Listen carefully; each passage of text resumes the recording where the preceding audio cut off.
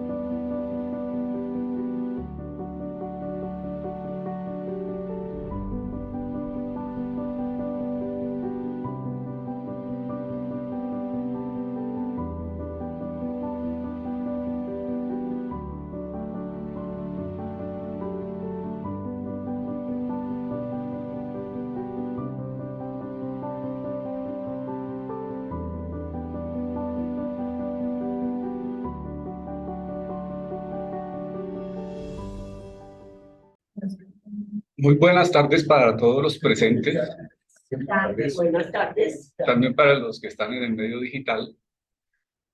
Para esta tarde del 10 de junio del 2023, iniciamos las actividades del Centro Ruta de Luz. Para ello invitamos a nuestra hermana Aide Chica para la oración inicial. Gracias.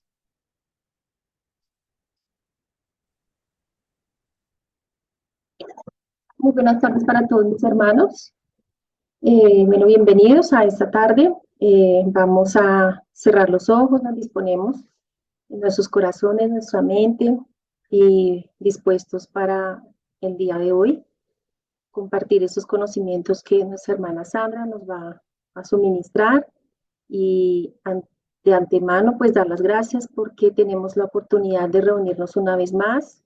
Estamos acompañados no solamente pues en la Casa Espírita a nivel virtual, sino de todos nuestros hermanos en el mundo espiritual que nos están acompañando, siempre amorosos, dispuestos a recibir también esos conocimientos y entre todos a fortalecernos para saber y que solamente con la obediencia, con el conocimiento y la conciencia, Dios nos brinda una oportunidad más para seguir adelante y para llegar a ese anhelado cielo, a ese mundo espiritual lleno de amor, de trabajo y de felicidad para todos, para poder unirnos y con esas vibraciones ayudar también a todos nuestros hermanos necesitados. Sabemos que día a día se presentan muchas adversidades y nosotros con nuestra oración amorosa podemos ayudar para que estas personas que sufren hoy muchas enfermedades físicas, espirituales, mentales, tengan un alivio en su corazón. Y damos las gracias por todos nuestros hermanos que siempre hacen ese esfuerzo en compartir su tiempo, su conocimiento. Y pedimos también por la salud de nuestros hermanos que tienen cáncer y los hermanos que en este momento están hospitalizados. Hay muchos que tienen situaciones dolorosas, inclusive que están en coma y pues sus seres amados y ellos también necesitan ese consuelo. Pedimos por la salud y por todos nosotros y que esta clase que vamos a recibir sea de mayor provecho para cada uno. Entonces damos la bienvenida a todos y que así sea. Gracias. Gracias, hermana Aiden. Para esta tarde, la conferencia La envidia de los celos, la envidia, los celos, la infidelidad, tormentos del alma, por nuestra hermana Sandra Pinzón. Nuestra hermana Sandra Pinzón, su profesión es quiropráctica, es miembro activo del Centro Espírita Rutas de Luz, coordinadora del Departamento de Asistencia Social. Actualmente trabaja como directora ejecutiva en Concultura y está realizando una maestría en la Escuela de Negocios de Barcelona en coaching de inteligencia emocional y PNL. Bueno, antes de ingresar nuestro hermano, entonces, apagar los micrófonos y también verificar que todos los medios estén disponibles. Damos bienvenida a nuestra hermana Sandra para esta conferencia. Muchas gracias. Bueno, mis queridos hermanos, muy buenas tardes. Este trabajo de hoy lo he realizado con toda la guía y la orientación de nuestro querido director, señor Germán Telles, y con toda la ayuda y la asistencia divina. Solamente voy a exponérselos. Envidia. Sentimiento de tristeza o enojo que experimenta la persona que no tiene o desearía tener para sí sola algo que otra posee. Ejemplo, cuando lo vio en la tele se moría de envidia. Segundo, deseo de hacer o tener lo que otra persona tiene. ¡Qué envidia! Ya te vas de vacaciones.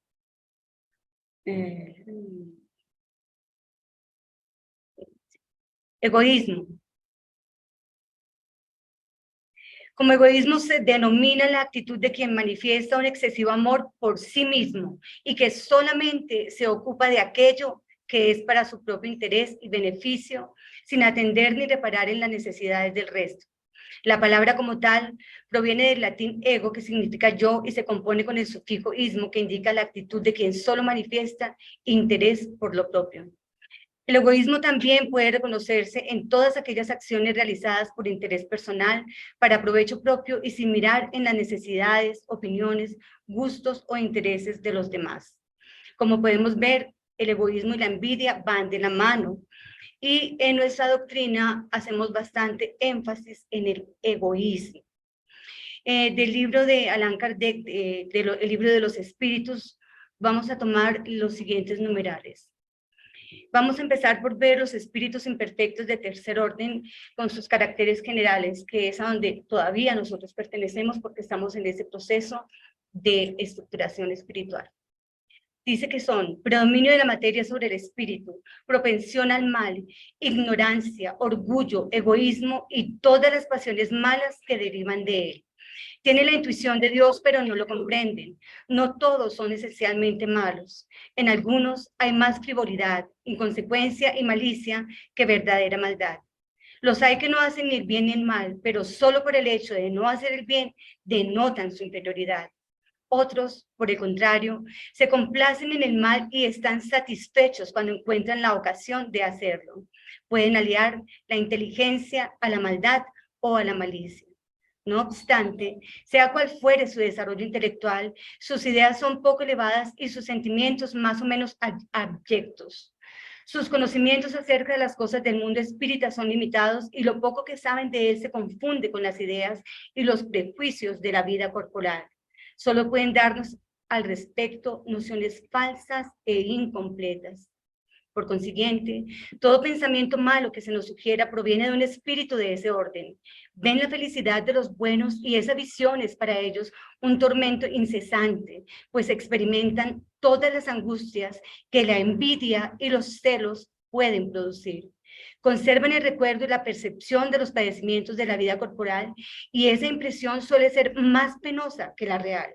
Sufren, pues, efectivamente, tanto por los males que soportaron como por los que hicieron soportar a otros. Además, como sufren durante mucho tiempo, creen que siempre habrán de sufrir. Dios, para castigarlos, quiere que así lo crean. Con todo, el observador atento suele encontrar en sus comunicaciones, aunque imperfectas, la confirmación de las grandes verdades que enseñan los espíritus superiores. Su carácter se revela en el lenguaje que usan. Todo espíritu que en sus comunicaciones deje traslucir un pensamiento malo puede ser incluido en el tercer orden. En el ítem 487 la pregunta nos dice, ¿cuál de nuestros males aflige más a los espíritus, el mal físico o el mal moral? Vuestro egoísmo y vuestra dureza de corazón, nos responde el mundo espiritual. De ahí deriva todo. Ellos se ríen, en cambio, de esos males imaginarios que nacen del orgullo y la ambición, así como se regocijan por aquellos males cuyo efecto es abreviar vuestro periodo de prueba.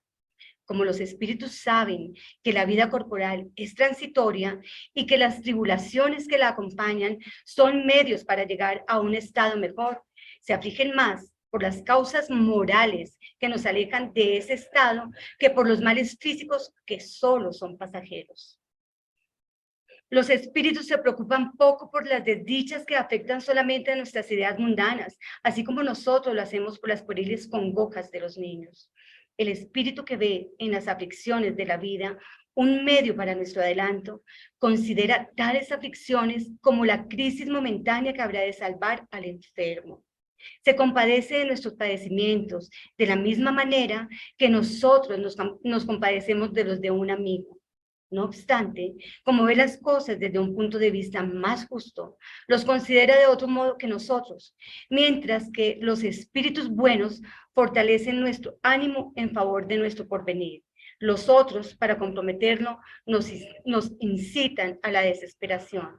Entonces ya vemos que tenemos esa ambivalencia, los espíritus buenos y los espíritus no tan buenos, y ellos están alrededor nuestro.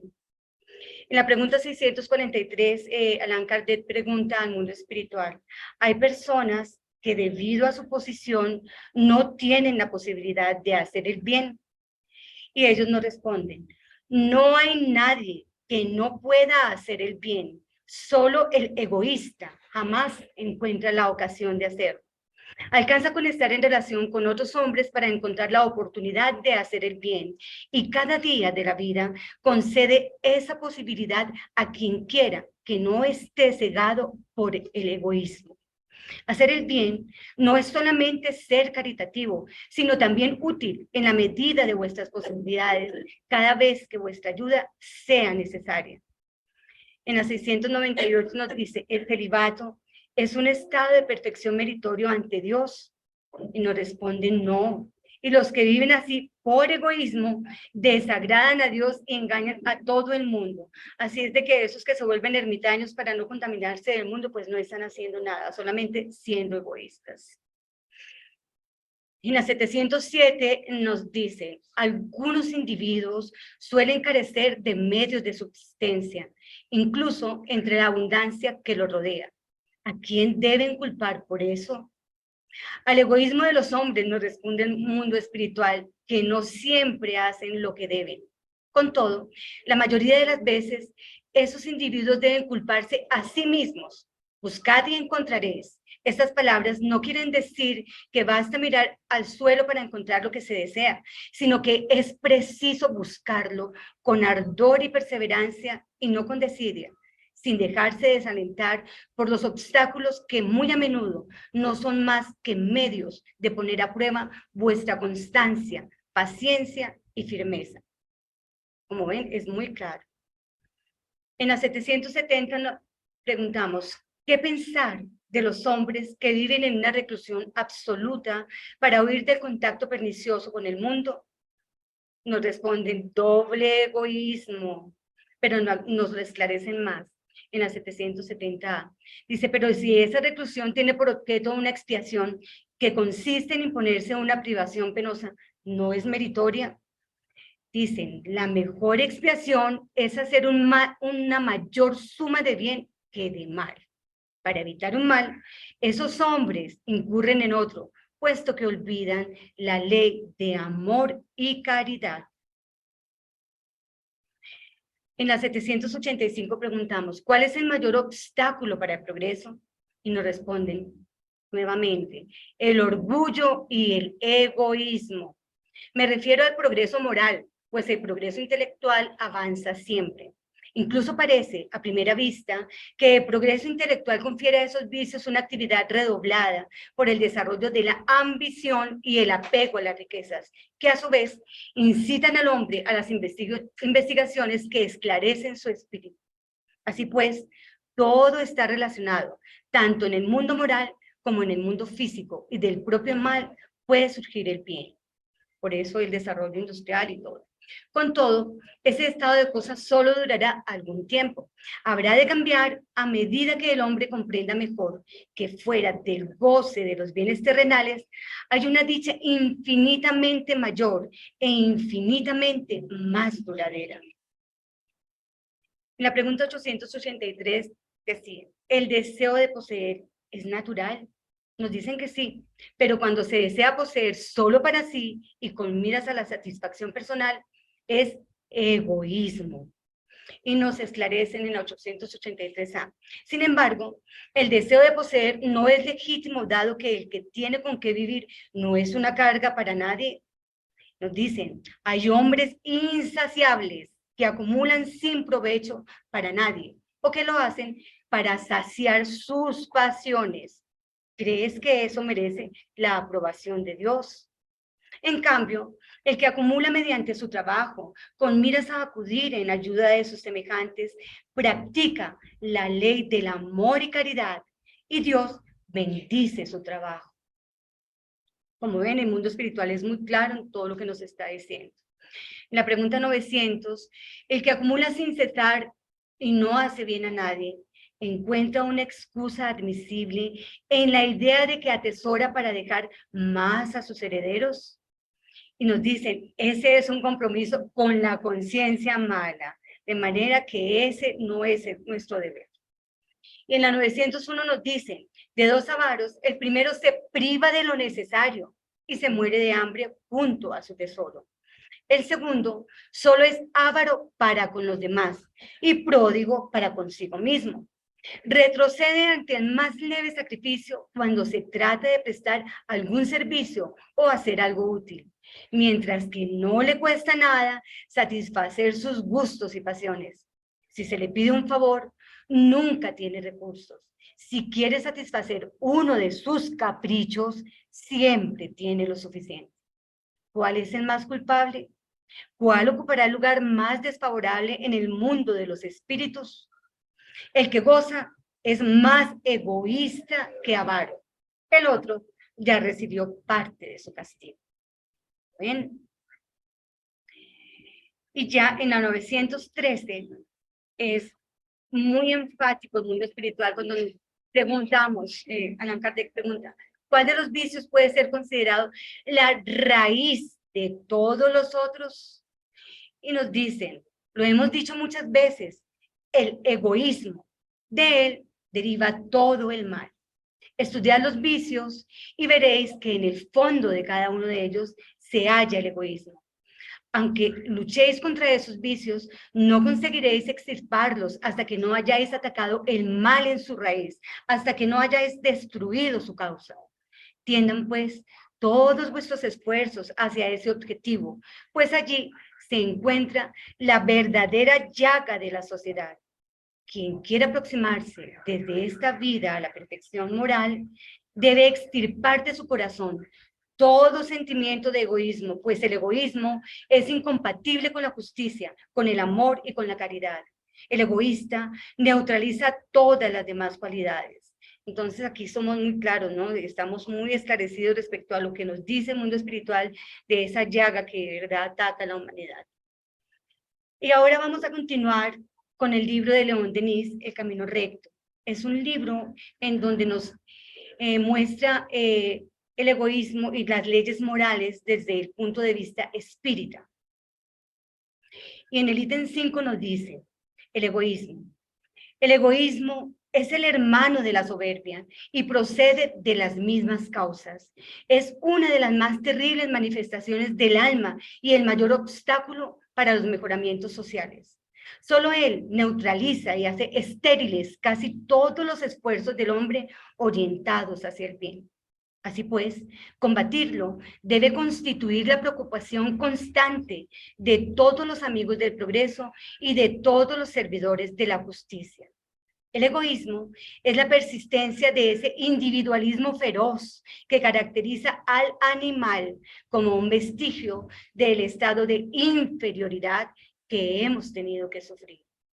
El hombre es ante todo un ser sociable, está destinado a vivir con sus semejantes y no puede hacer nada sin ellos. Abandonado a sí mismo, sería impotente para satisfacer sus necesidades y desarrollar sus cualidades. Después de Dios, es a la sociedad a quien debe el hombre todos los beneficios de la existencia, todas las ventajas de la civilización. Goza de ello, pero precisamente este goce, esta participación de los frutos de la obra común, le imponen el deber de cooperar en la obra misma. Una estrecha solidaridad le une a la sociedad, se debe a ella, como ella se debe a él. Permanecer inactivo, improductivo, inútil, en medio del trabajo de todos, sería un ultraje a la moral, casi un robo. Sería aprovechar las labores de los demás, aceptar un préstamo que no nos negásemos a restituir. Formamos parte integrante de la sociedad y todo lo que le atañe, nos atañe. Con esta comprensión del vínculo social y de la ley de solidaridad, es con lo que se mide la dosis de egoísmo que existe entre nosotros. El que sabe vivir de sus semejantes y para sus semejantes, nada tiene que temer de este gran mal. La avaricia es una de las formas más repugnantes del egoísmo. Pone de manifiesto la bajeza del alma, que acaparando riquezas utilizables para el bien común, no sabe siquiera aprovecharse de ellas. El avaro, en su amor al oro, en su ansia de adquirirlo, empobrece a sus semejantes y permanece él mismo indigente, pues sigue siendo pobreza esa prosperidad aparente que acumula sin provecho para nadie. Una pobreza relativa, pero tan lamentable como la de los desdichados, y justo objeto de la reprobación de todos. Ningún sentimiento elevado, nada de lo que constituye la nobleza del ser, puede germinar en el alma de un avaro. La envidia, la insaciabilidad que la atormentan, lo condenan a una penosa existencia, a un porvenir más miserable aún. Nada iguala a su desesperación cuando más allá de la tumba ve sus tesoros repartidos o dispersados. Los que busquéis la paz del corazón, huid de ese vicio bajo y miserable, pero no caigáis en el exceso contrario. No derrochéis nada, saber usar de vuestros recursos con sensatez y moderación. El egoísmo lleva en sí su propio castigo. El egoísta no ve más que su persona en el mundo. Todo lo que le es extraño le es indiferente. Así pues, las horas de su vida están sembradas de tedio. Encuentra en todas partes el vacío, tanto en la existencia terrenal como después de la muerte, porque hombres o espíritus, todos le rehuyen. Aunque el egoísmo se encuentra en todas las categorías de la sociedad, este vicio es más bien propio del rico que del pobre. Con demasiada frecuencia, la prosperidad seca el corazón, en tanto que el infortunio, haciéndonos conocer el peso del dolor, nos enseña a compartir el de los demás. Mientras el egoísmo de unos se nutra con las lágrimas y los sufrimientos de los demás, mientras las exigencias del yo ahoguen la voz del deber, el odio se perpetuará en la tierra. Las luchas del interés dividirán a los espíritus y las tempestades se albergarán en el seno de las sociedades. Pero, gracias al conocimiento de nuestro porvenir, la idea de solidaridad acabará por prevalecer. La ley del retorno a la carne, la necesidad de nacer en condiciones modestas, constituirá un estímulo que reprimirá el egoísmo. Ante estas perspectivas, el sentimiento desmedido de la personalidad se atenuará para darnos una noción más exacta de nuestro puesto y de nuestro papel en el universo, porque vemos que la misericordia de Dios es tan grande que nos permite que todos estos vicios que tenemos en la medida en que vamos encarnando van vamos adelantando y superándonos. Ahora vamos a entrar a ver el egoísmo y lo que nos habla el Evangelio según el Espiritismo. En el ítem 11, perdón, nos dice: el egoísmo, esa llaga de la humanidad, y lo vuelven a repetir, es la llaga de la humanidad. Debe desaparecer de la tierra porque impide el progreso moral. Al espiritismo está reservada la tarea de hacerla ascender en la jerarquía de los mundos. El egoísmo es, pues, el objetivo hacia el cual todos los verdaderos creyentes deben apuntar sus armas, sus fuerzas, su valor. Digo valor porque es necesario mucho más valor para vencerse a sí mismo que para vencer a los otros. Por consiguiente, ponga cada uno el mayor empeño para combatirlo en sí mismo, pues ese monstruo devorador de las inteligencias, ese hijo del orgullo, es la fuente de todas las miserias de la tierra. El orgullo es la negación de la caridad y, en consecuencia, el más grande obstáculo para la felicidad de los hombres. Jesús os ha dado el ejemplo de la caridad y Poncio Pilato el del egoísmo, porque cuando el justo va a recorrer las santas estaciones de su martirio, Pilato se lava las manos diciendo: ¿qué me importa? Y dice a los judíos: este hombre es justo, ¿por qué queréis crucificarlo? Sin embargo, permite que lo conduzcan al suplicio. A ese antagonismo entre la caridad y el egoísmo, a la invasión de esa lepra del corazón humano, se debe que el cristianismo todavía no haya cumplido por completo su misión. A vosotros, nuevos apóstoles de la fe, a quienes los espíritus superiores iluminan, incumbe la tarea y el deber de extirpar ese mal para dar al cristianismo toda su fuerza y despejar el camino de los obstáculos que entorpecen su marcha. Echad el egoísmo de la tierra para que ella pueda ascender en la escala de los mundos, pues ya es tiempo de que la humanidad vista la toca vivir.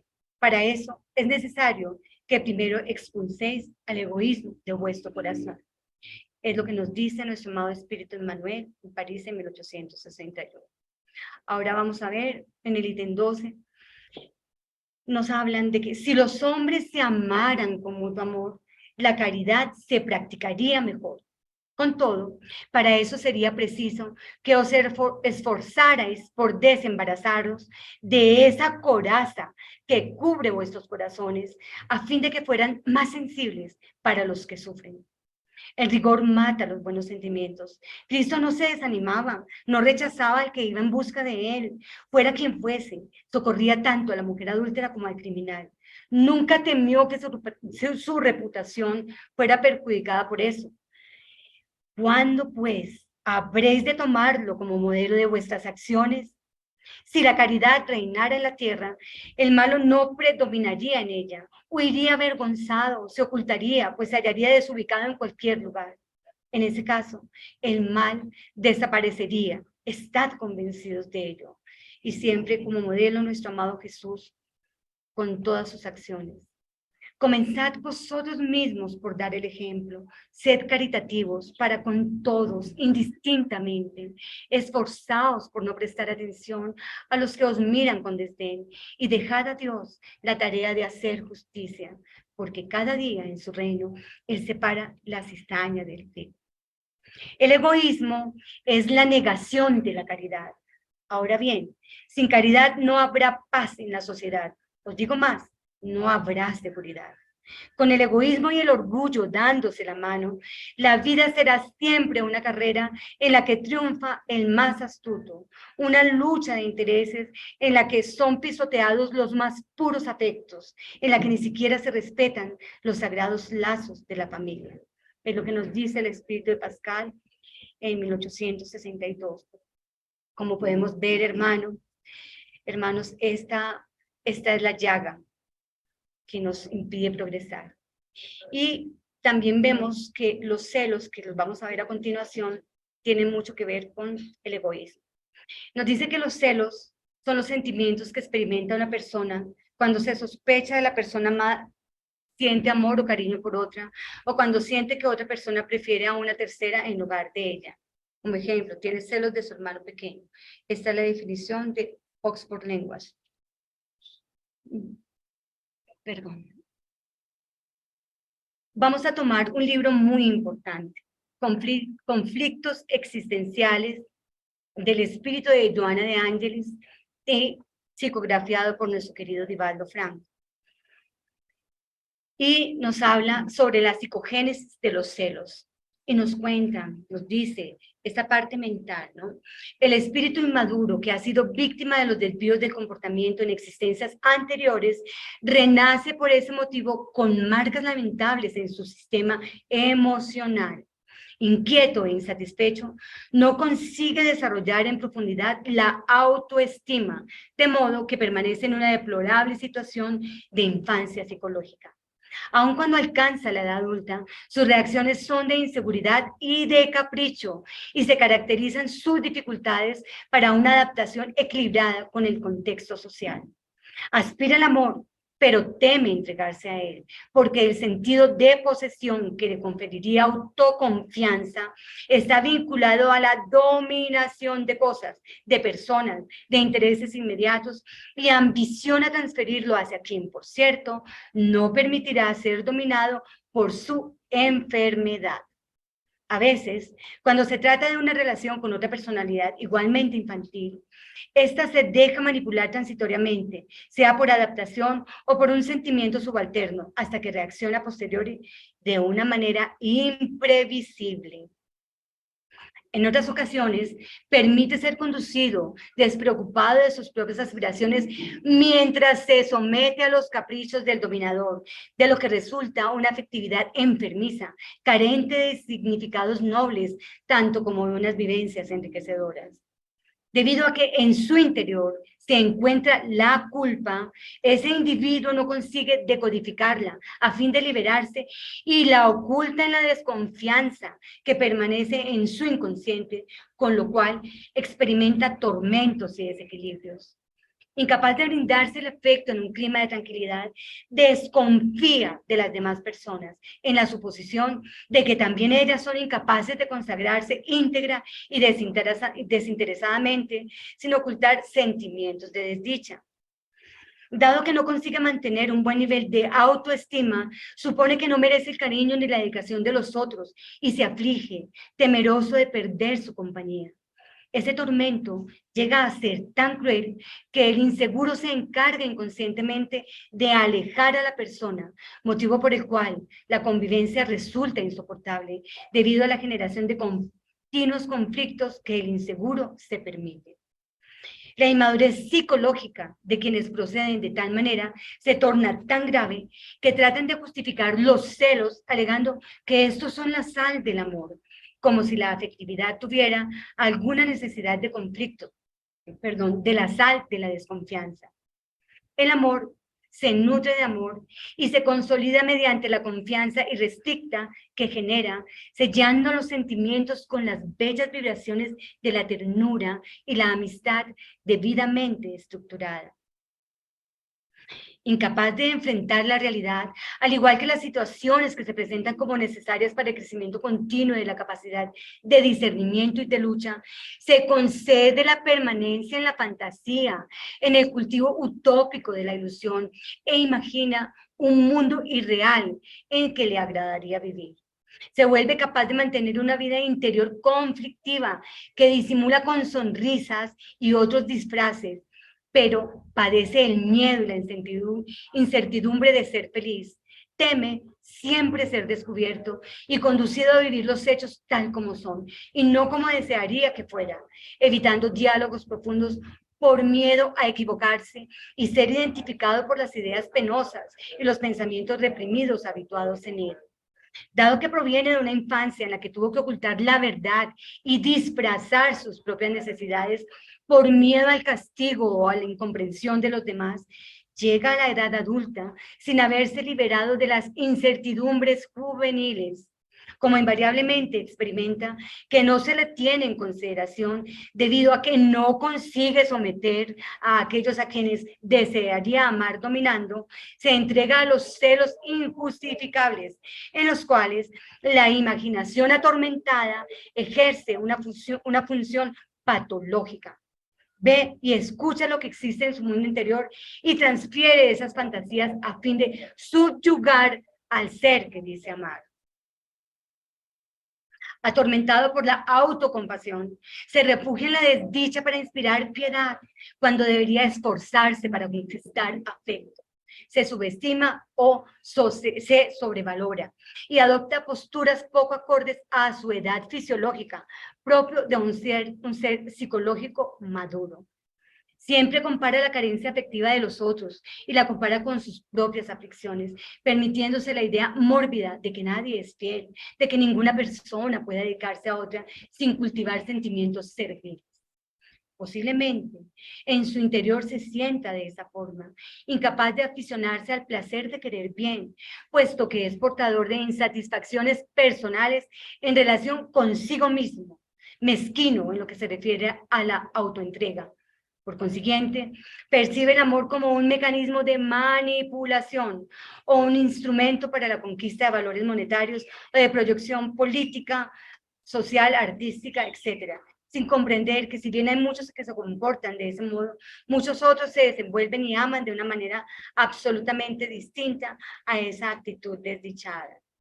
Los celos, por lo tanto, tienen raíces en el egoísmo exagerado, que solamente se puede superar mediante el trabajo de autodisciplina y de entrega total. Cuanto más valora el individuo su ego sin administrar sus herencias de inferioridad, más se atormenta ante la necesidad de la relación interpersonal, que si la presencia de la afectividad invariablemente se torna fría, distante, sin sentido de continuidad. La existencia física tiene como meta el perfeccionamiento de los valores espirituales que yacen latentes en el ser humano, quien de ese modo adquiere sabiduría y paz a fin de gozar de la salud integral. Esto no significa ausencia de enfermedades, las cuales pueden ser consideradas como accidentes del camino, sin daños graves de ninguna naturaleza. Elaborar la emoción y reflexionar en torno a los propios sentimientos y a los del prójimo constituye una saludable psicoterapia para adquirir confianza en uno mismo y en los demás. Ahora vamos a ver esos comportamientos enfermizos de las personas que padecen esta enfermedad. Dice que debido a la morbidez de los celos, el paciente agoniza permanentemente en la inquietud, anhela el amor y lo rechaza por miedo a la traición o al engaño. Como no se siente portador de sentimientos abnegados ni piadosos, descuida las más bellas floraciones de la afectividad a las que siempre considera un recurso para el placer y la conquista de cosas, sin hacer el intento de comprender la nobleza que anima a todo aquel que ama. Los periodos cruciales que el niño atraviesa, según la observación de Freud en lo relativo al desarrollo psicosexual, a través de los estadios oral, anal, fálico y genital, orientan al ser humano exclusivamente hacia la búsqueda del placer, toda vez que en el pasaje de un estadio a otro se generan conflictos y frustraciones, debido a que las formas anteriores de satisfacción-placer les son negadas. Por su parte, Karen Horney, al analizar los diferentes modelos de personalidad, sostuvo que los individuos, particularmente en la sociedad actual, padecen un tipo de ansiedad fundamental. Esa ansiedad que genera neuróticos o que es propia de aquellos que ya se encuentran neurotizados, induce a una búsqueda exagerada de múltiples objetivos, como una forma de disminuir o sofocar esa inquietud. Así pues, una gran cantidad de ellos huye en busca del amor, mientras que otros se entregan a la conquista de recursos económicos, de prestigio social, político, religioso o de cualquier otro tipo, evitando involucrarse emocionalmente, o también intentando aliviar esa inquietud a través del alcohol, de las drogas adictivas. La búsqueda neurótica del amor, mientras tanto, prevalece en esos comportamientos ansiosos, y como el individuo supone que la satisfacción del instinto podrá calmar su ansiedad, se frustran fácilmente, puesto que sus exigencias de efecto son excesivas, totales, y mínima insatisfacción que surge lo arroja hacia el falso concepto de que ha sido rechazado y se siente rechazado. Con ese fenómeno aumenta su ansiedad, que lo conduce al cansancio en la búsqueda del afecto que aún no ha alcanzado, lo cual aumenta la posibilidad de repudio, moviéndose de esta manera en un círculo vicioso. En desvarío se permite una hostilidad a la que no consigue identificar y teme siempre la pérdida total de aquel al que dice amar. Se desvaloriza a sí mismo para enaltecer a aquel por quien siente afecto, o bien comienza a no tenerlo en consideración porque imagina que se equivocó cuando adjudicó valores excesivos y recursos a la persona que no posee, porque los celos siempre son de posesión. Este tipo de mecanismo circular es muy común en el paciente celoso que siempre busca la felicidad absoluta del otro, pero carece de condiciones para mantenerse en el mismo patrón con una conducta serena, libre de neurosis. Debido a esa inseguridad emocional, siente que su ego ha sido herido por el desprecio que imagina que se le ha dedicado y se deja dominar por ideas perversas de suicidio o de homicidio. En la raíz de muchos crímenes en el área de la afectividad enfermiza, los celos se destacan como el factor principal porque su carácter es posesivo, salvaje. Los celos son un tormento para el alma, no solo en el área de la afectividad entre parejas, sino también en el contacto interpersonal, social, profesional. Quien se permite alimentar a la serpiente de los celos en su corazón, con sospechas infundadas, se transforma en un elemento perjudicial para la sociedad debido al comportamiento y genera maledicencias, comentarios humillantes, acontecimientos irreales, acusaciones deprimentes y censuras injustificables. Los celos estimulan la envidia y ambos trabajan de común acuerdo para anular la acción de aquel que se inspira el sentimiento negativo. Los individuos tímidos que han sufrido agresiones en la infancia y que generaron conflictos de inferioridad siempre se sienten rechazados y repelidos, expulsados sin consideración ni conmiseración alguna, en un mecanismo educativo inconsciente de lo que experimentaron durante la edificación de su personalidad. Formarán grupos de adversarios inconscientes los unos, los rechazados, de los otros, los encerrados en su egoísmo. Pero todos ellos insensibles a los sentimientos de humanidad.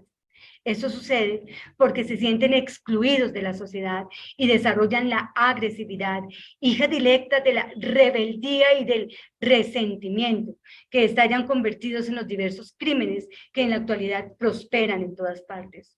Como si no bastaran los perjuicios que provocan allí en donde se encuentran, esos individuos son infelices de por sí y merecen un tratamiento especializado de ayuda fraternal, de consideración espiritual, porque avanzan cada vez a situaciones más penosas y aflictivas.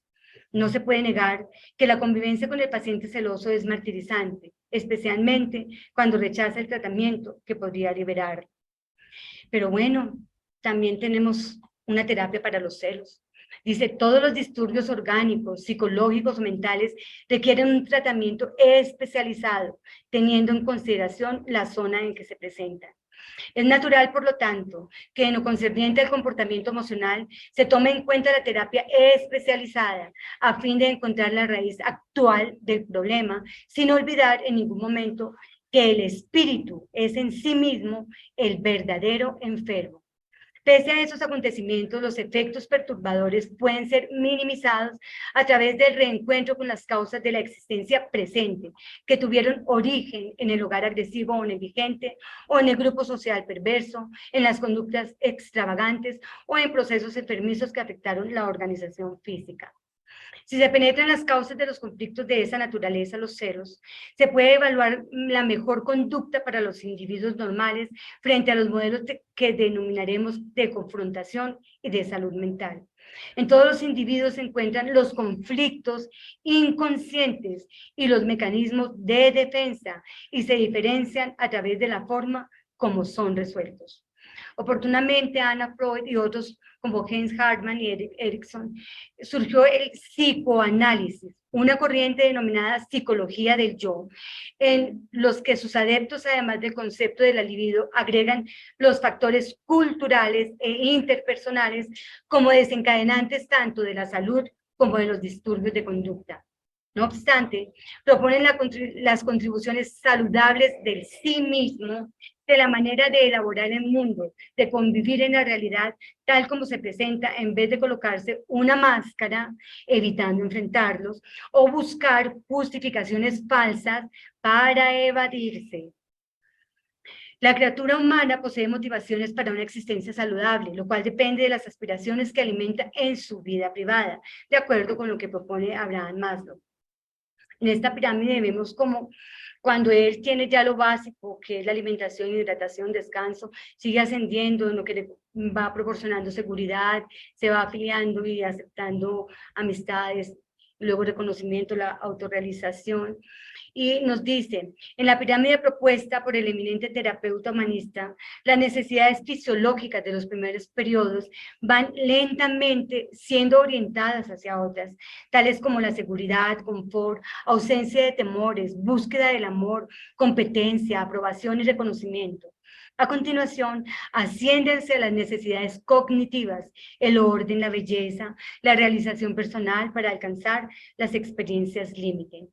En esa ascensión, el concepto de sí mismo ejerce un rol preponderante, pues estimula al ser a la conquista de los valores internos y personales que lo elevan al pleno desarrollo de sus recursos morales y espirituales. Por otra parte, la acción fraternal de la solidaridad hace posible una visión diferente de aquella en la cual el paciente se encierra, suponiendo que solo él como persona vive una especie de imperfección. En esa labor de acción caritativa para con los enfermos en relación con las demás personas que experimentan diferentes tipos de necesidades, el paciente se descubrirá entre aquellos a quienes Jesús, el psicoterapeuta por excelencia, denominó los hijos y las hijas del Calvario, porque también cargan sus cruces, algunas de ellas invisibles a los ojos de las demás personas. La acción benéfica, orientada al prójimo, conduce al descubrimiento acerca de cuán saludable es ayudar, haciendo posible la comprensión de los dramas ajenos y al mismo tiempo encontrando una solución para los propios conflictos. Entonces, como vemos, todo se trata de desarrollar el amor y la caridad hacia nuestros semejantes y saber que la persona celosa está enferma.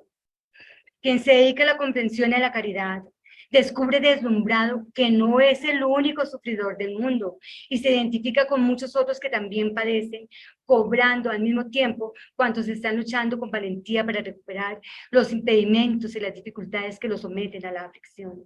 Esa comprobación les sirve de estímulo para que también busque la manera de liberarse. La terapia de la bondad, junto con la psicoterapia especializada, constituyen un elemento edificante para la superación de los celos, porque en ese servicio el afecto se amplía, los horizontes se extienden, los intereses dejan de ser personalistas y la visión acerca del mundo y de la sociedad se torna más complaciente, menos rigurosa.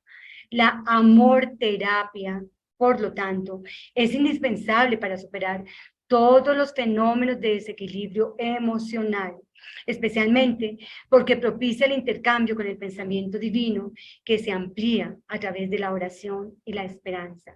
Como ven, podemos darnos cuenta que hay que desarrollar cada vez más el amor y la caridad para todos estos acontecimientos.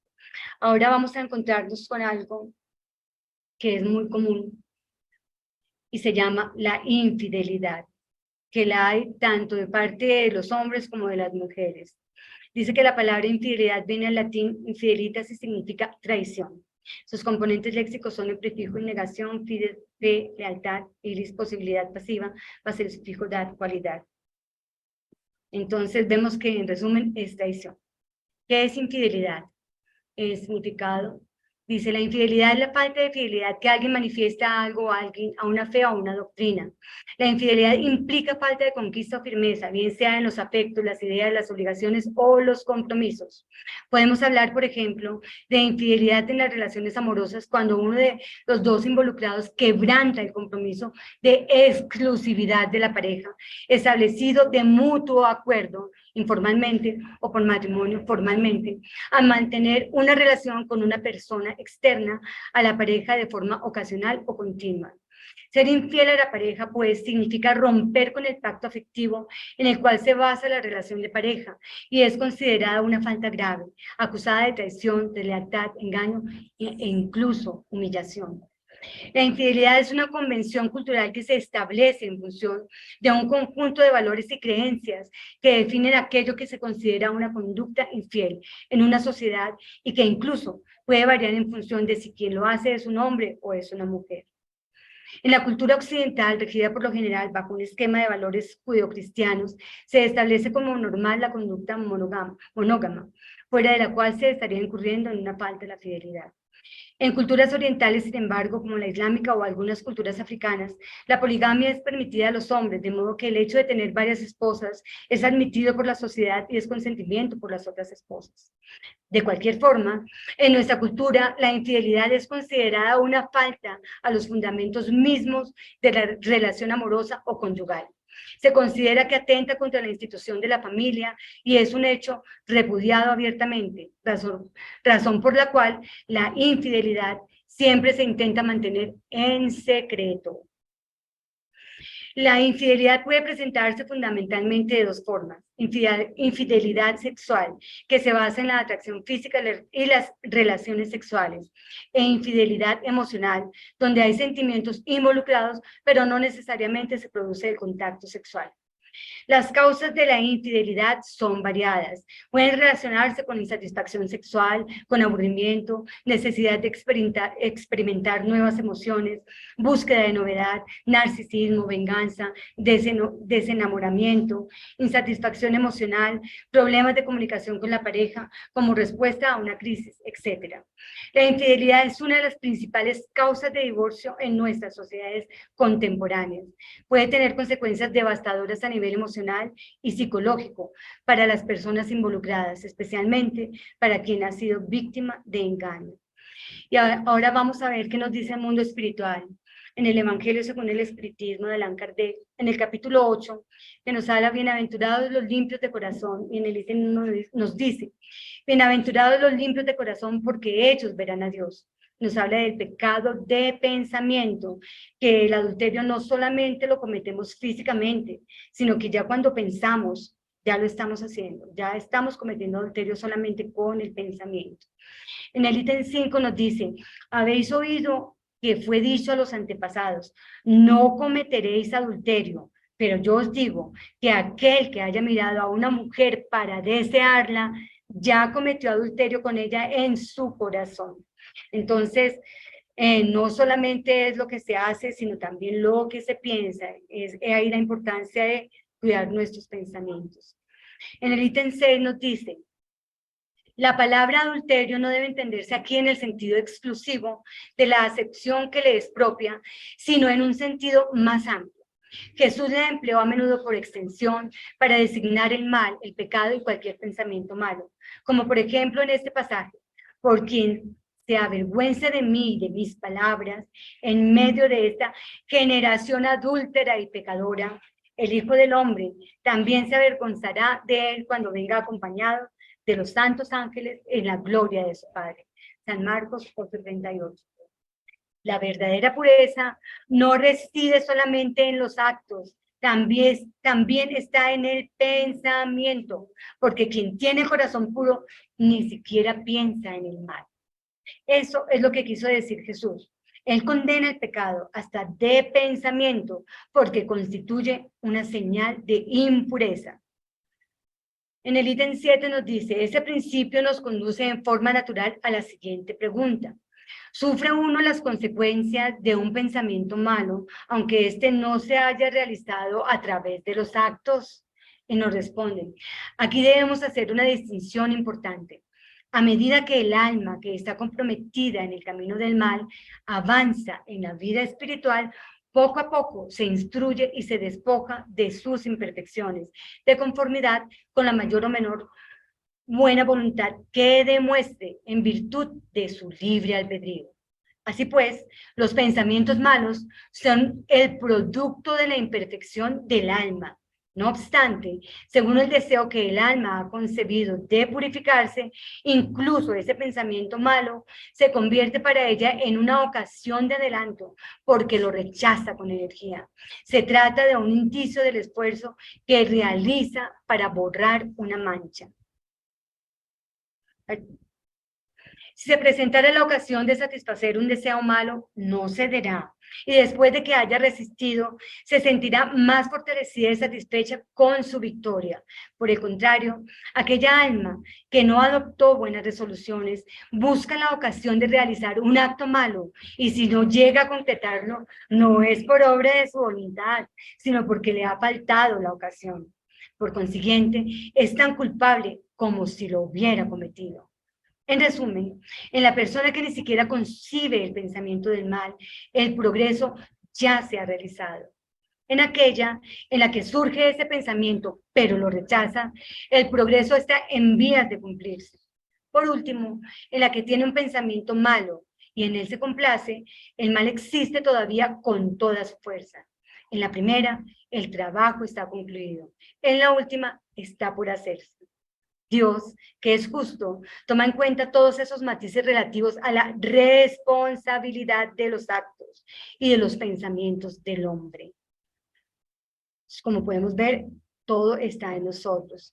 Vamos a tomar ahora del libro del cielo y del infierno, algo que me parece muy interesante.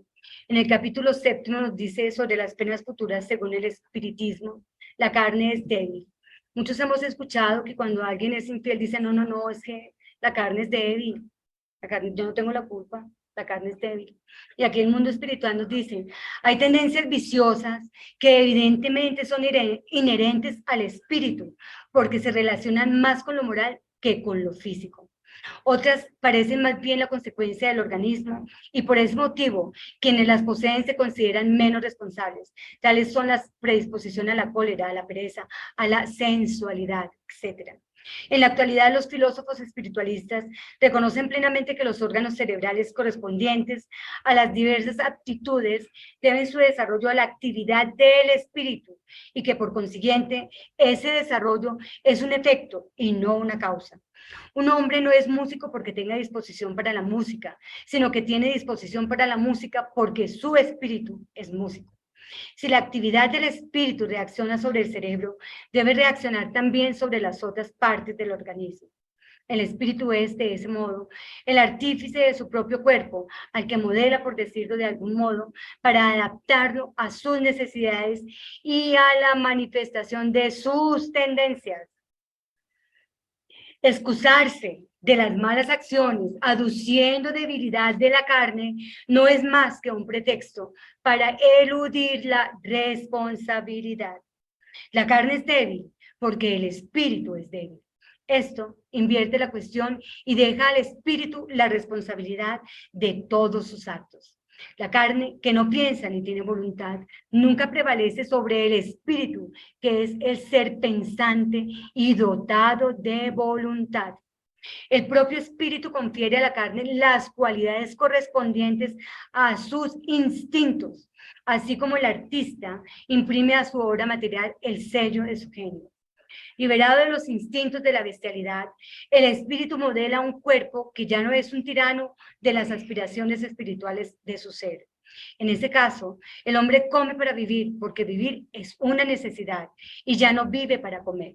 Por consiguiente, la responsabilidad moral de los actos de la vida queda intacta, pero la razón nos dice que las consecuencias de esa responsabilidad deben ser proporcionales al desarrollo intelectual del espíritu. Cuanto más esclarecido sea, menos excusable será, porque con la inteligencia y el sentido moral nacen las nociones del bien y del mal, de lo justo y de lo injusto. Entonces, como podemos observar, hermanos, hemos visto 3 vicios que son el egoísmo, los celos y la infidelidad. Y como el mundo espiritual nos lo recalca siempre, constantemente, todos los demás son hijos de ese egoísmo. Los celos, que son el deseo de también poseer, yo digo mi esposo, mi esposa, como si fuera de mi pertenencia, cuando es un compañero que de la vida y no nos pertenece, no podemos apropiarnos de una persona a través de los celos. Cuando somos infieles, de todas maneras no podemos echarle la culpa a la carne, no podemos echarle la culpa a los otros porque somos nosotros mismos los que estamos cometiendo los actos, ya sea a través de nuestro pensamiento o como el acto como tal. Entonces la invitación que nos hace el mundo espiritual hoy, hermanos, es poder tomar toda esta información tan esclarecida que nos han brindado sobre esa lepra que todavía tenemos en nuestro corazón y que debemos trabajar de manera constante y permanente, como nos lo dice el mundo espiritual, conócete a ti mismo. Es importante revisarnos de verdad en nosotros qué hay, de todas estas debilidades que tenemos, para que a través de ese amor y la caridad que empieza por nosotros mismos, podamos también amar a los otros y tener caridad y tener una buena relación con todas las personas, aceptarlas con amor, ya sean celosas, ya sean envidiosas, egoístas, infieles. Todos estamos en un proceso de desarrollo y crecimiento. Todos estamos en esa vía de ese perfeccionamiento moral. Por lo tanto, debemos practicar la caridad como nos lo ha enseñado nuestro Maestro Jesús, que es nuestro modelo, nuestro divino Maestro. Nos dejó todas estas enseñanzas para que nosotros las tomemos y sigamos su ejemplo, para que podamos ser mejores cada día y de verdad convertirnos en sus manos aquí en la tierra. Por su atención, muchas gracias.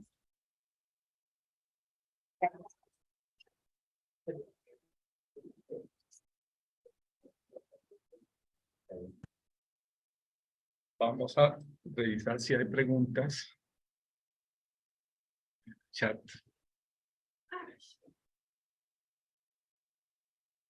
No hay preguntitas y entonces le agradecemos a nuestra hermana Sandra por la charla y conferencia esta tarde. Y procedemos entonces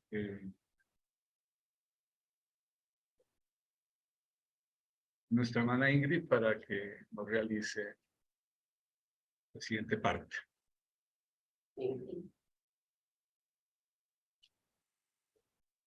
Perdón, Aide.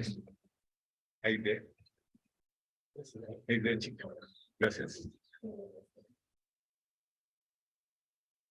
Bueno, muy buenas tardes para todos mis hermanos. Voy a compartir pantalla.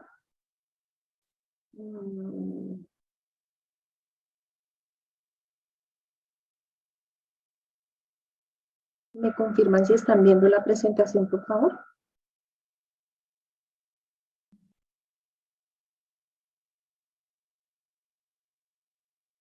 Bueno, entonces, para continuar con la actividad del día y seguir con las lecturas del libro El Evangelio según el Espiritismo, por Allan Kardec, hoy vamos a ver en el capítulo 5, Bienaventurados los afligidos.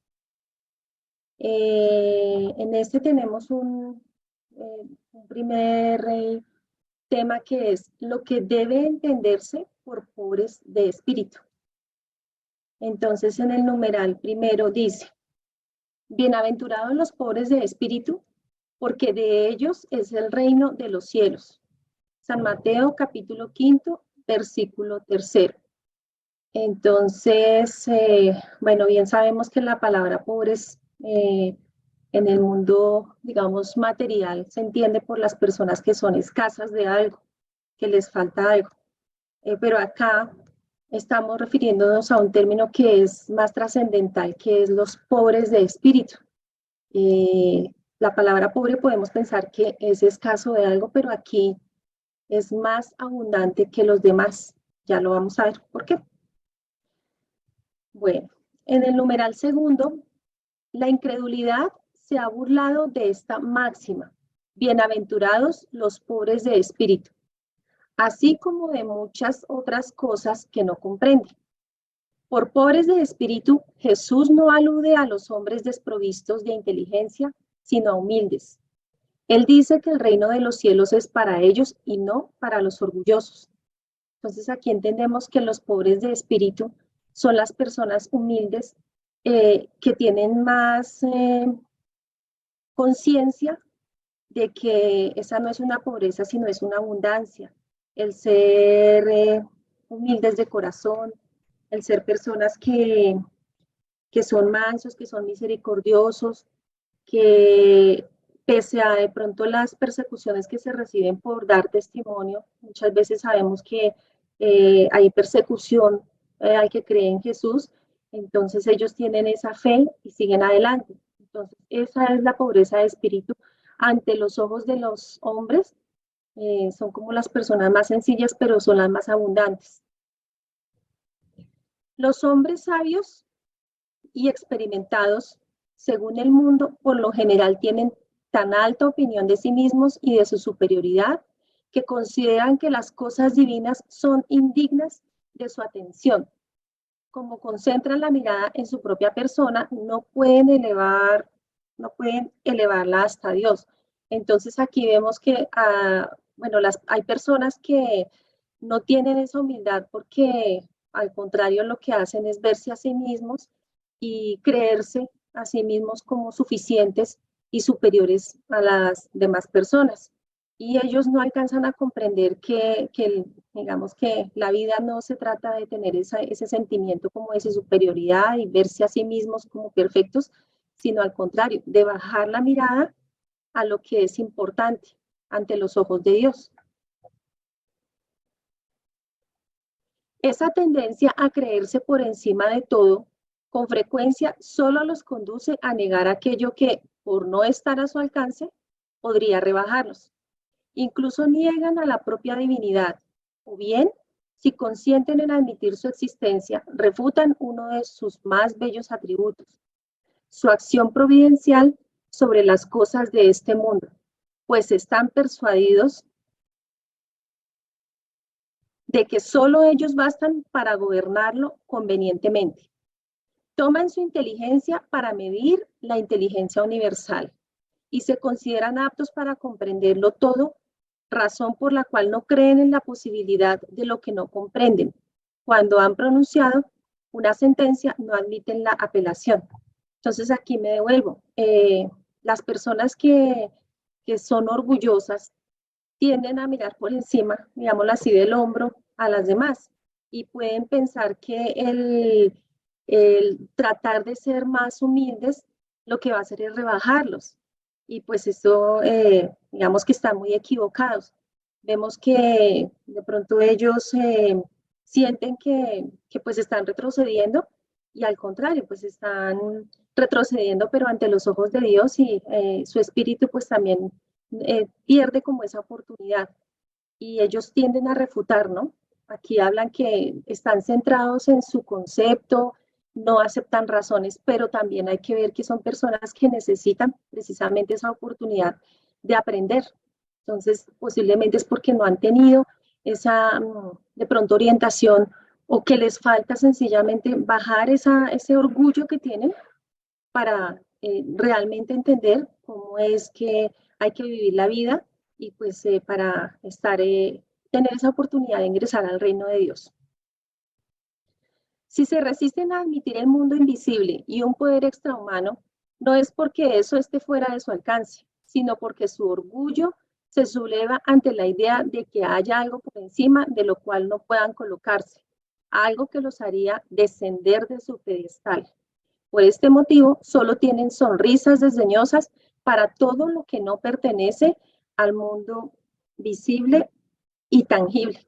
Entonces, pues ya lo hemos visto, ellos piensan que si llegan a quitar ese orgullo que mantienen como esa vanidad es porque van a perder y tal vez van como a quitarse como ese prestigio que tienen ante los ojos del hombre, ¿no? Y tienden a menospreciar a las demás personas. Entonces, definitivamente aquí ellos están muy equivocados y de pronto cuando uno se encuentra con personas así hay que tratar de darles esa oportunidad y de compartirles ese conocimiento y bueno, pues ya sabemos que la vida se encarga pues en las situaciones adversas de muchas personas que en algún momento tenían un orgullo, un ego muy alto, que pues tarde que temprano toman esa conciencia y ya empiezan a reconocer que el orgullo finalmente no lleva a nada. Bueno, se atribuyen suficiente experiencia y sabiduría como para creer en cosas que según ellos son buenas para las personas simples y consideran pobres de espíritu a los que las toman en serio.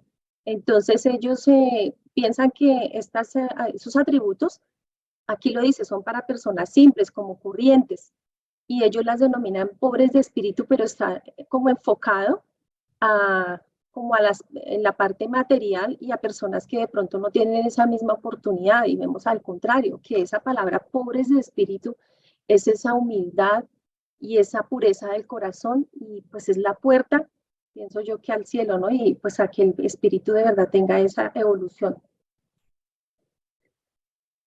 Bueno, con todo, digan lo que digan, tendrán que ingresar como los demás en este mundo invisible del que se mofan. Allí se les abrirán los ojos y reconocerán su error. Dios, que es justo, no recibe de la misma manera al que no ha reconocido su poder y el que se ha sometido humildemente a sus leyes, así como tampoco los retribuye con partes iguales. Entonces, nosotros pensamos que el trabajo que se hace aquí materialmente, a veces de pronto diríamos, no, lo que yo hago, Dios lo ve, pero no todo.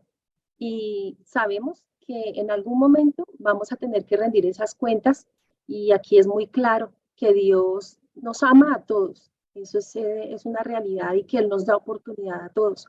Sin embargo, cuando ya es el momento de rendir esas cuentas, obviamente las personas que aquí fueron humildes de corazón, que trabajaron realmente con ese amor, con ese esfuerzo por seguir los designios de Él, van a seguir derecho a la puerta y al cielo, y a gozar de ese beneficio que Él nos está anticipando. Y los que no obraron así, que estuvieron enceguecidos con ese orgullo, el creer que solamente era como que los pobres de espíritu son los pobres, o que los tildan así, realmente pues tendrán que devolverse hasta que no aprendan. Entonces yo creo que esa es la lección, ¿no? Estamos a tiempo para adquirir esa humildad si en algún momento nosotros no hemos reconocido que con ese orgullo, como lo decía mi compañera Sandra, pues el orgullo también es uno de los males que lleva a otras muchas imperfecciones a nivel espiritual. Al decir que el reino de los cielos es para los simples, Jesús dio a entender que nadie será admitido en ese reino sin la simplicidad del corazón y la humildad del espíritu, y que el ignorante que posea esas cualidades será preferido al sabio que cree más en sí mismo que en Dios. En todas las circunstancias, Jesús coloca a la humildad en la categoría de las virtudes que aproximan a Dios, y al orgullo, y al orgullo entre los vicios que de él le alejan. Pues aquí está muy claro, ¿no? La humildad es una virtud que debemos tener todos los seres humanos, y pues es lo principal que a nivel espiritual debemos poseer, y el orgullo es lo que nos aleja. Y pues ante los ojos de Dios debemos ser humildes de corazón y pues actuar como tal. Y en el momento en que nosotros de pronto incurramos en el orgullo, sabemos que estamos retrocediendo. Entonces, eso es como la conciencia que debemos tener en todo momento, ser humildes de corazón, como aquí lo cita. Esto es así por una razón muy natural. La humildad es un acto de sumisión a Dios, mientras que el orgullo constituye una rebelión contra Él. Más vale, pues, para su felicidad futura, que el hombre sea pobre de espíritu en el sentido del mundo y rico en cualidades morales. Entonces, muy claro, ser humildes es la oportunidad que tenemos de llegar a nuestro Señor, a nuestro Padre Creador. Y al momento en que somos orgullosos, pues estamos rebelándonos contra Él. Entonces es como si fuéramos ese hijo que se porta mal. Entonces tenemos que pensar muy bien todo lo que hacemos. Adicional, debemos ser pobres de espíritu, pero digamos que lo habla aquí en el sentido del mundo. Y pues eso no es como lo importante. Tenemos que ser abundantes en cualidades morales, y ese espíritu así humilde, sencillo, es el que nos va a abrir esa oportunidad de entrada al reino de Dios. Muchas gracias. Invitamos a nuestro director del Centro Espírita de Luz, Germán Telles Espinosa, para unas palabras. Gracias. Ya. Muy buenas tardes para quienes estamos acá en la sala virtual, también como a quienes están, es decir, en la plataforma. Queremos agradecerle a nuestra querida Sandrita por su ilustración en la temática que nos ha dado sobre lo que es el egoísmo, los celos y la infidelidad. Muchísimas gracias. Igualmente a nuestra querida Aide por su evangelio que en el día de hoy nos ha enriquecido. Entonces, agradecemos de todo corazón a quienes han tenido la caridad de acompañarnos en nuestras actividades del día sábado. Que Dios nos bendiga y hasta pronto. Gracias.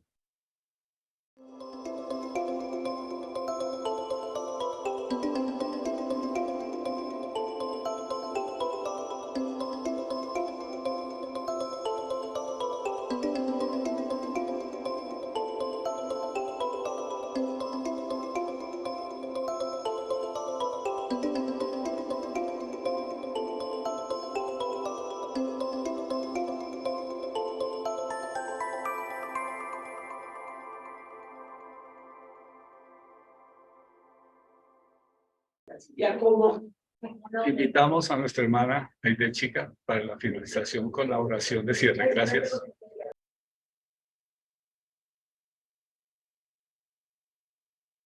Bueno, bueno, hermanos, muchas gracias por la asistencia, a todos nuestros hermanos del mundo espiritual, los que están en la casa espírita y aquí en el medio virtual.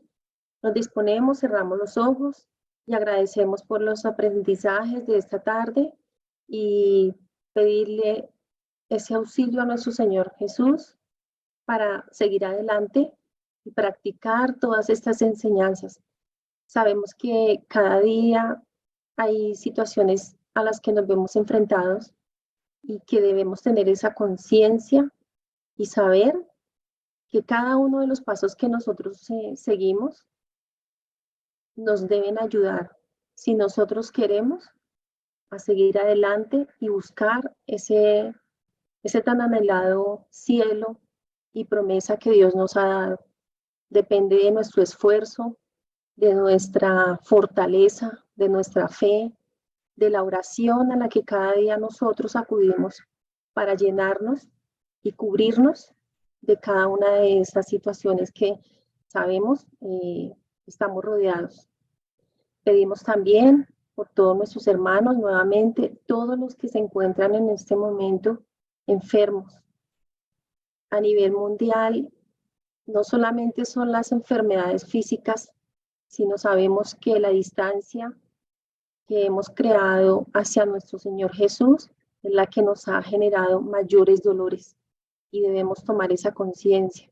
Los que hemos despertado y sabemos que con su doctrina, con el esfuerzo, con el trabajo, con la dedicación, tenemos una oportunidad, podemos orar por todos los que aún no han abierto los ojos. Acabamos de ver unas enseñanzas en las cuales el orgullo es una de las distancias que nosotros mismos tenemos.